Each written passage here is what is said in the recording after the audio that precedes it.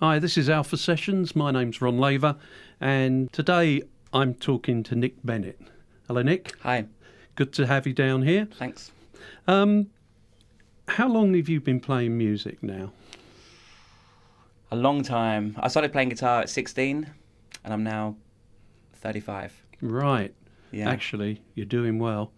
You're looking good for 35. Oh, thanks. Because I was going to say, I mean, I was looking at, obviously, sort of, checking up on you and finding out what we could about you. And because there seem to be videos on YouTube that go back 10 plus years. That was my heyday. That was your heyday, was it? It's been downhill. Yeah, I think everyone said I was going to be the next big thing, Yeah. but it took me 10 years of hard work to prove them all wrong. And finally I did. I'm sure that's not true. So, do you come from a musical family? What got you into music in the first place? No, not at all. No, I mean, now that I play music, my parents sort of like have got back into music. But I think once they had children, so I've got an older brother, 3 years older, I think they gave up on listening to music. I think my mum thought that music in the 80s was purposely made for elevators or lifts, as they're called. Yeah, but I think they've got back into it and rediscovered John Otway and people who are still touring like that, Yeah. But no. I can understand that because I had a similar experience when I had kids. Yeah. I think it was a combination of just no time to do anything else because they were, they take up all your life, and also, didn't think much of the music at that sort of time. It's not a bad thing to miss out on the 80s, is it? No. But then, of course, you get to the point when your kids start listening. Yeah. And you're forced to listen because it's all over the house. But you've obviously, from what I've read, you obviously like some of the music that I guess would have been your parents' era. I mean, I've seen mentioned like The Who.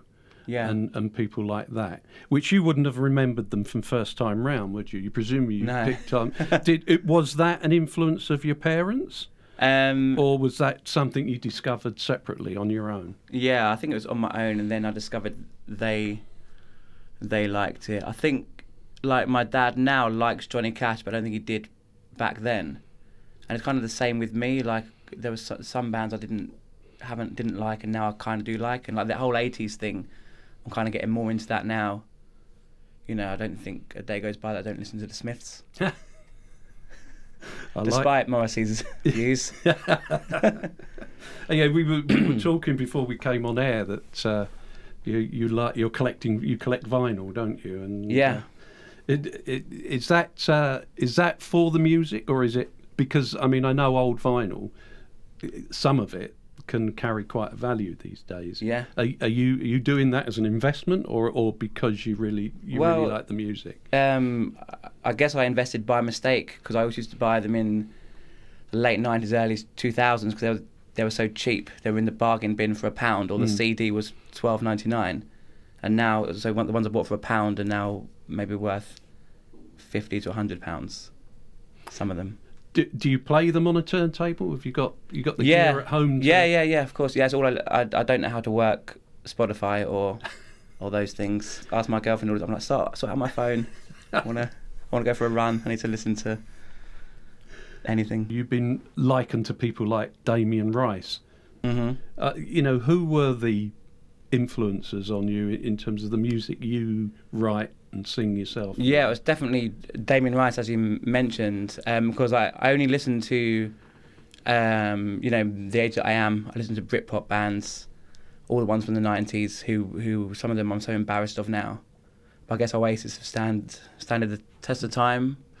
But so when the Damien Rice record came out, it came out on CD. Bought that from Woolworths, and I was just like, I had never heard like a drum kit sound like that before, or you could tell it was kind of live, and just the strings were like really loud in comparison to because I've only known strings in a band to be like just backing up the guitars or something. It was just it was amazing, and it's really easy for me to write and play Oasis style music and that kind of thing, and it's more of a challenge to do the Damien Rice type thing. It's interesting you say, because most of the stuff I've heard from you is solo, just you and a guitar. Yeah. And a lot of it is sort of it sounds thought provoking, if you like. I mean, it's I wouldn't call it sort of regular pop music. Yeah. I mean, how do you describe your music? Well, what genre would you put yourself in, or sad? Well, yeah, that's fair enough. I mean, I was trying to think of a positive word to say about, your music is quite sad and it is quite thoughtful. Yeah. And I don't know, I guess because of the rocky sound of someone like the Oasis, I don't think of that being a natural fit, Yeah, I guess you play those things for two different reasons. I guess if I was like happy, I'm not going to write a song. I'll be out swimming in the sea or something. But if you've got a problem and something forces you to write a song, I guess that's why they sound like they do. But I guess it's fun also to play Britpop. I guess that's why a lot of bands did it, because it was fun to play. Yeah. And I guess some country music is fun to play as well, but not so good to listen to.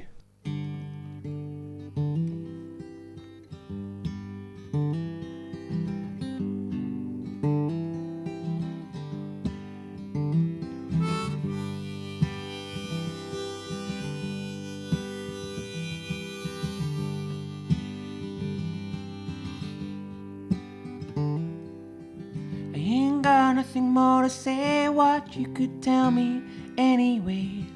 I keep them as my thoughts in my mind. As long as you've got something more, something you've been waiting for, something that will always pass the time. Oh, you got the feelings that I want. You could never look at me in that way. You give me a reason why you should hide, rather than going out of your own mind. You find something that will always pass the time.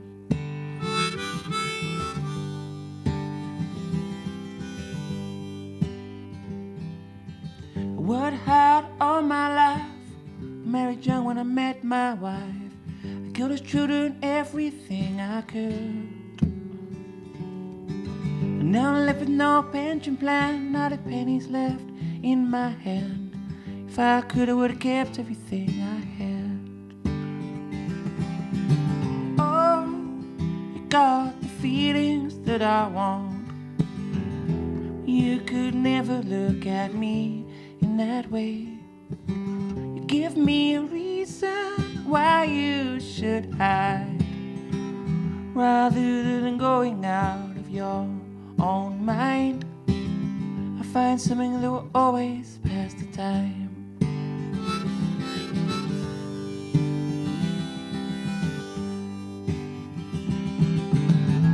When I look at you like that, I feel like I will miss those days. But I don't think of you like that. Not anymore. Not anymore. 'Cause I'm better off alone. I'm better off alone than with you. I'm better off alone than with you. I'm better off alone than with you, than with you. Honey, now.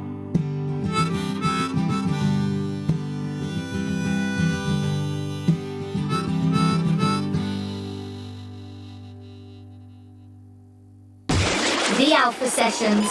So, do you find writing cathartic then? I try not to write now, otherwise I won't get anything else done. So otherwise I'd write I think it's natural to me to write songs sort of every day. So I'm trying to stop myself and find other ways to deal with the pain. So, it's funny. It was one of the questions I was going to ask you. Are you a prolific writer? Which sounds like you have been. Why do you feel the need to sort of back off a little bit from it? Well, I didn't see the point really of doing any more. It's kind of like in that situation where it's like if I don't write and record something new, then it's like, oh, he's not done anything new in a while. But if I do, it's like, oh, what's he doing new stuff? You know, no one likes the old no one cared about the old stuff, so you know, was he wasting more money for in the studio? She was saving up for a house. So you paint a very black picture of your musical career, I must say. Just, but I mean, you're still gigging. You're not giving up gigging, are you? No, well, I have to because it's because I guess music's my hobby and my job. So the gigs, yeah, it pays a lot of money. So then, talking about that, you've supported a fair number of artists. Yeah, I got a list here. All way more successful. Gabrielle Olpin, Suede, yes, Temples, The Cribs, yeah, and I've seen some video of you in a theatre, right, and I guess that was one of your support show. That's when you're playing your music, yeah, to an audience who listen and appreciate the music. And they shouldn't have their phones out recording, should they? In a no, theatre? They shouldn't. So no, we should really report that. But I mean, how do you feel about that? Because so the videos that I've seen like that online, they're obviously promoting you. Do you not think that's a good thing, or do you think, you know, I don't like people putting my music out there that I've got no control of? No, I don't mind. I mean, that's surely part of the selling yourself and getting yourself known and yeah. Yeah. I don't like hearing myself back though a lot of the time. I think that's one of the problems as well. So you play a lot with the monitors off, do you?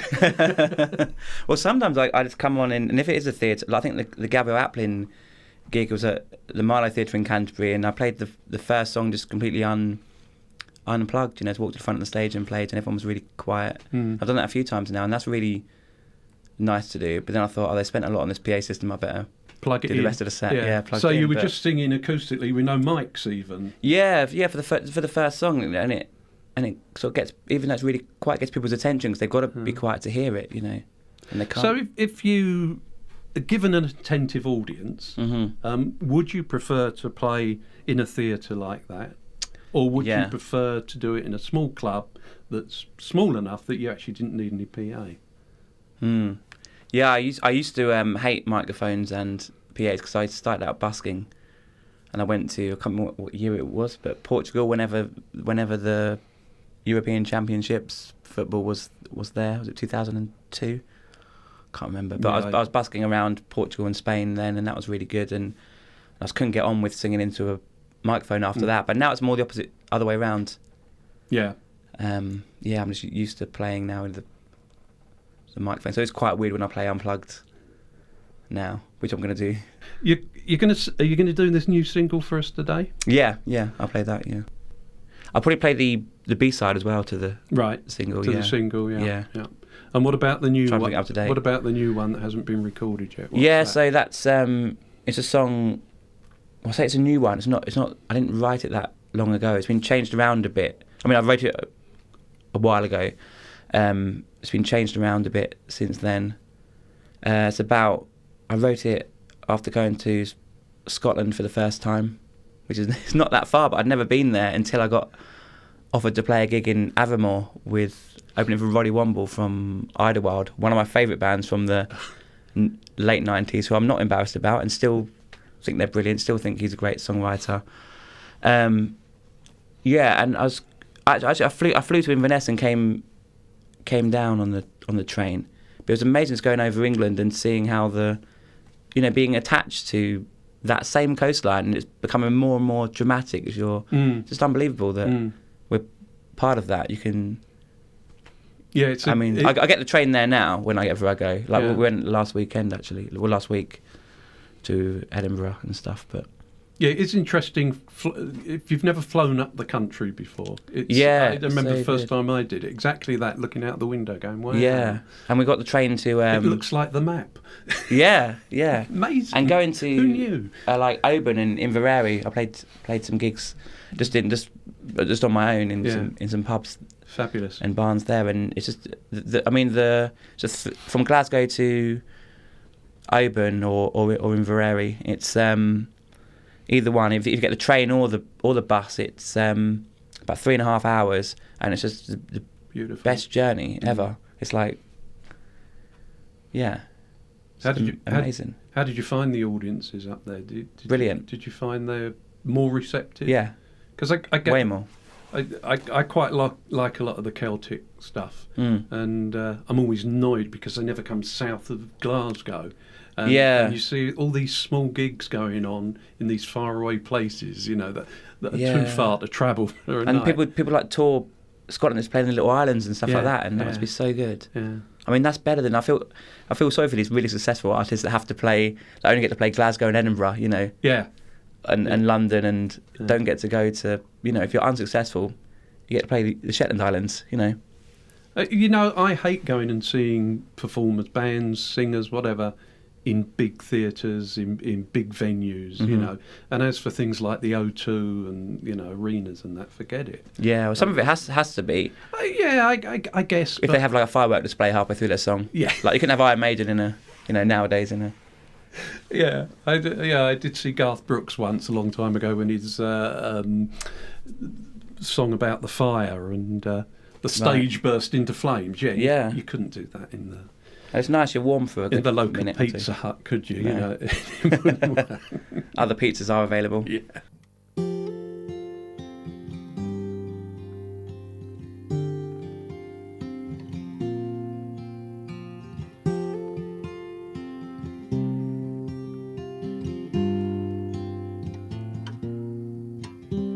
Never thought I would reach the Highlands until my guitar. It took me there over the mountains and down to Aviemore. Well, these here words need to be unwritten. You can't describe the past. We'll take the boat out down from Oban. The future's built to last.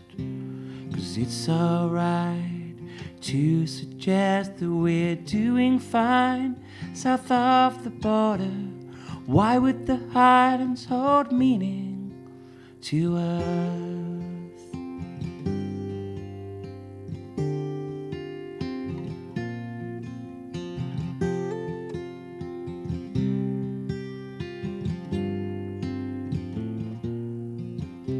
And there's more islands behind these Highlands. Won't pay the toll just yet. Drinking alcohol brewed in Inverary near the castle we could wed. 'Cause it's alright to suggest that we're doing fine south of the border. Why would you think we're not doing fine? As if the Highlands hold meaning to us. And after all this time, you've been learning you can't approach land without a harbour. All this time, you've been learning you can't approach land without a harbour. All this time, you've been learning you can't approach land without a harbour. To all this time, you've been learning you can't approach land. After all this time,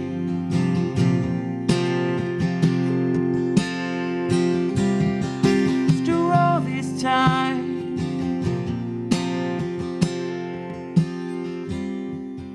so why would the Highlands hold meaning? As if the Highlands hold meaning to us.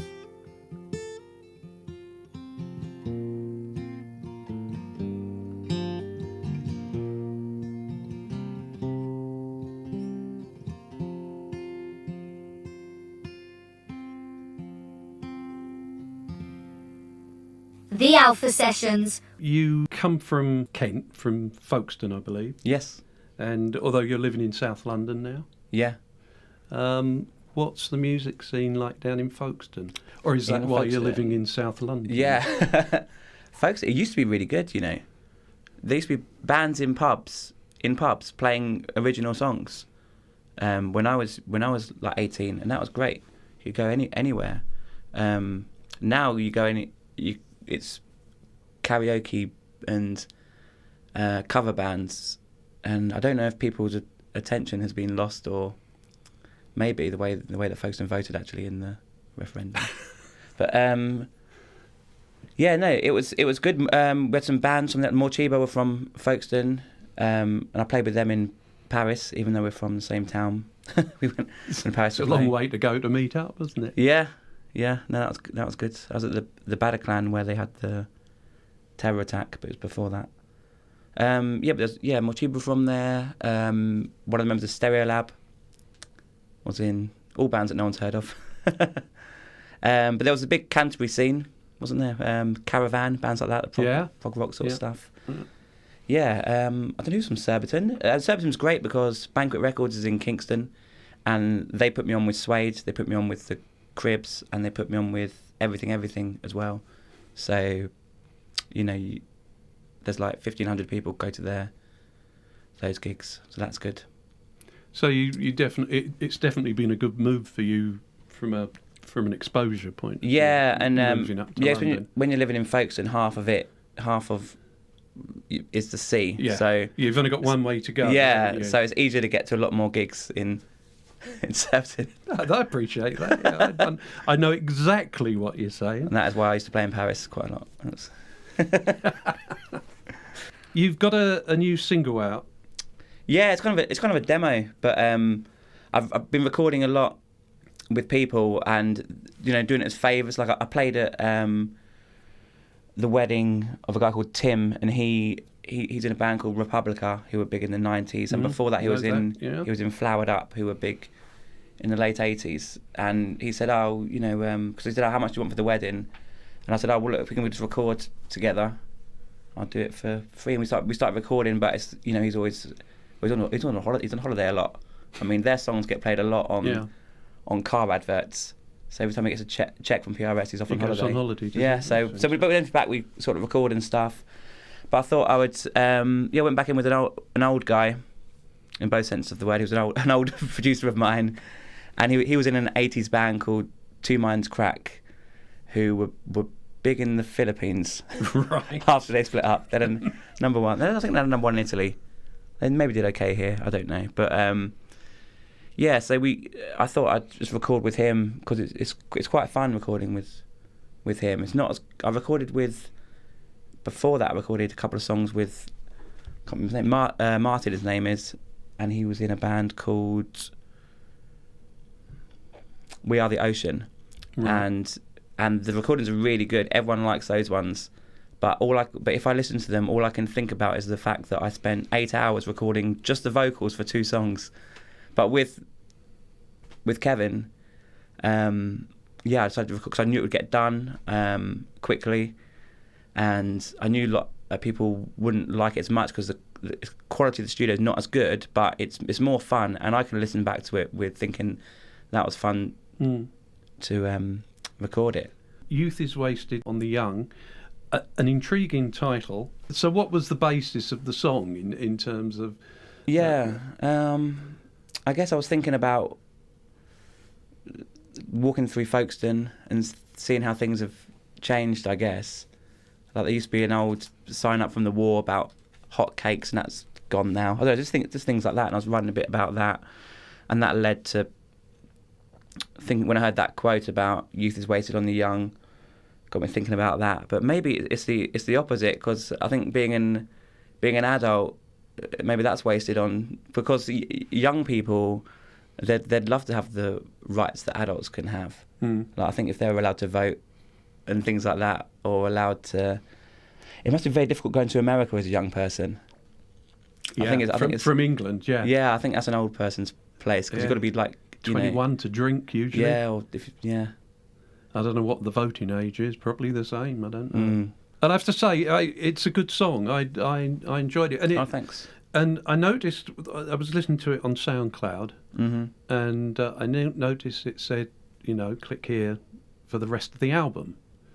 And I clicked there, and it was a 2-track album. Oh yeah, well, I called it the other one. Was that on Bandcamp? Oh, it might have been on Bandcamp. Yeah, you're absolutely right. Yeah, so that's it's just a single with a B-side. Yeah. It just sounded strange, a 2-track. Yeah, album. I think they just put that as a. That's not me saying that. That's them. That's them putting it on. Okay. Yeah, but I think there are more. But if you go down to the right hand side, there's more albums which are EPs. Yeah, I think which you've recorded. Yeah, there's another 2 or 3. I think there's another 2-track one which I recorded with Martin. So you can hear the difference there, and then the other 2 after that are 5 tracks that I recorded with Kevin. There's way more as well, but I'll have to go back retrospectively and see if I can tell the quality difference that you're talking about. Yeah, well, I think it's more, when I say quality, it's more subjective. It's like the instruments are real with Martin. We recorded everything. Yeah, everything was real and not live, but all in the room. But with Kevin, it's like the person on drums was, in Nashville and stuff like that, and it's just programmed from that. And the pedal steel guitar, I never even met the guy that played that. Don't know who he is. I don't think he even knows that he's on it. That's fantastic.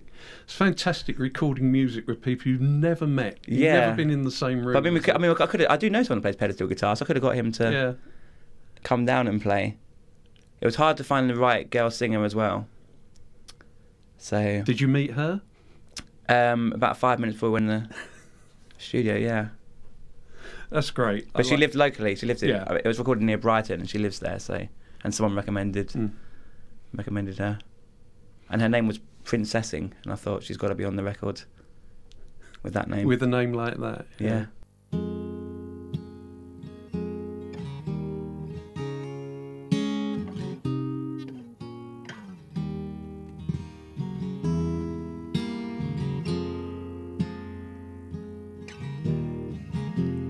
Unwanted echo, bought from a place I know. It's burst next to a poster of a millionaire. For half a century, behind an old Chevy, someone has carved your name into the sand. On their way home, walking past these old places, some make me smile, most make me sad. I guess being young is being wasted on the youth. Maybe I was born to be blue. 47 voice autograph found sometime in the past. How could they know they were living in the golden age when they were at home, walking past these old places? Some make me smile, most make me sad. I guess being young is being wasted on the youth. Maybe I was born to be blue, born to be blue. You know that you're in hell when bishops and popes are ringing the church bells. Have you ever tried to remember things you've never remembered before, until sleep invites you to a world that offers you so much more?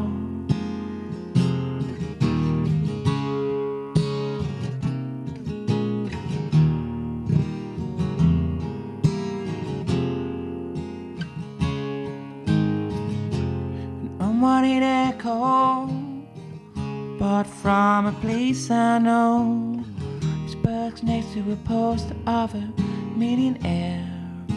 when we're way home, walking past these old places.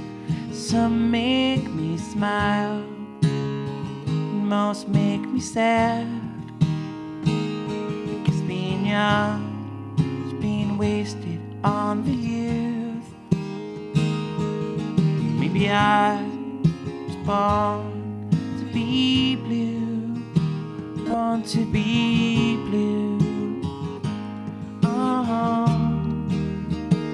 born to be blue. Oh, I'm walking past these old places, they're making me think being young is wasted on the youth. But I was born to be blue.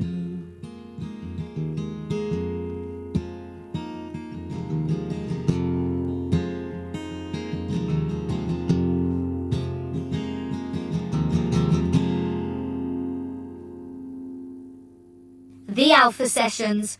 If you could have a dream gig anywhere in the world with any artist, where would it be and who would it be?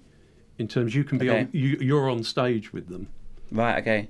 So it'll be in January, because I don't get many gigs in January. And it'll be in Mexico, because it's freezing here and it's really sunny there, and that's probably one of the most expensive plane journeys, is it, in January? So Probably, yeah. So fly me there first class, and I'll be on with. They've got to be. This is genuine. They've got to be alive. No, they can, dead or alive. Oh, okay. You know, someone from the past. Or the band, dead or alive. It can be them. Let's go with that. You dead or alive? That's who you'd like to perform with, is it? Well, yeah, because then I'd be better than them, I think. Yeah, that's true. If they're but of course they'd be live for the actual. I can't think of one of their songs. Spin Me Right Round. What else did they do? I wasn't a big Dead and Alive fan. No one was, were they? No. More than me. Yeah. More fans than me, so. Okay. And what about when you're playing live? Do you have any? Do you get nervous when you play live? Yeah. Is it sort of a bit of a ordeal to get out there in front? I make sure that I'm late all the time, so I can just walk on and so play. you're rushing. You don't have time. Yeah. So you don't sit round the back. You don't have any pre-gig rituals. You do.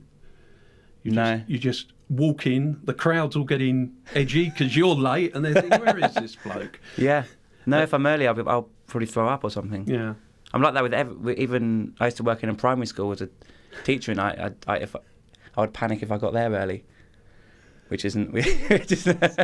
I sometimes wonder. But I'll get there on time, but I wouldn't. But if I got there like a couple of hours, I'd be like, oh, Yeah. no, I've got to. But if you're in a rush, you're not really thinking about anything else apart from getting there. But if I'm thinking about what I'm terrible for nerves. Yeah. Why? Really bad. I don't understand why people put them through that. I mean, your music must mean so much to you. I think it's like a drug because you have such a. It's like the opposite of the come down, and it's like spicy food. It kills your. Yeah. So when you get out on stage and you hit the first notes, oh yeah, does it just disappear? Yeah, unless I'm playing badly, then I hate every second. Yeah. But if I'm playing really well, it flies by, and sometimes I play badly, and the audience think it's good, and sometimes I play really well, and they don't think it's good. Yeah. But in a way, I prefer that because I'm like, well, I know that I'm good. Yeah. Doesn't matter what. Yeah. Yeah. You're a complicated person, I think. You got some very interesting lines of thought there. Okay, just finally, Nic, if people are interested in coming and seeing you, hearing more of your music, how can they find you? Yeah, just keep an eye out on the SoundCloud and Bandcamp.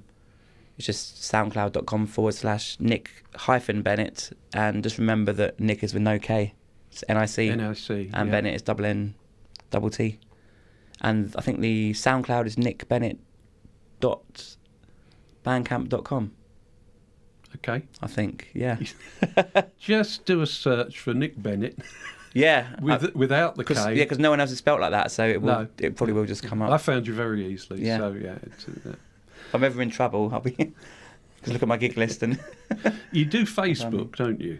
Yeah, But you don't do anything else. You're not. You No. were saying earlier, you're not big on social media. No, No. I don't know. I know people do it because you get money and free stuff. Yeah, I've got like a Tumblr thing that I do I write reviews of shows and stuff like that. So we get given free tickets for festivals and gigs and stuff, and so I guess that's a similar thing, isn't it? Because if people were posting something on Instagram about, oh, look at this new Yeah. pair of shoes I got, Yeah. you know, and it's like, I know you didn't buy those. Okay, Nic, really good to have you in this afternoon. Thank you.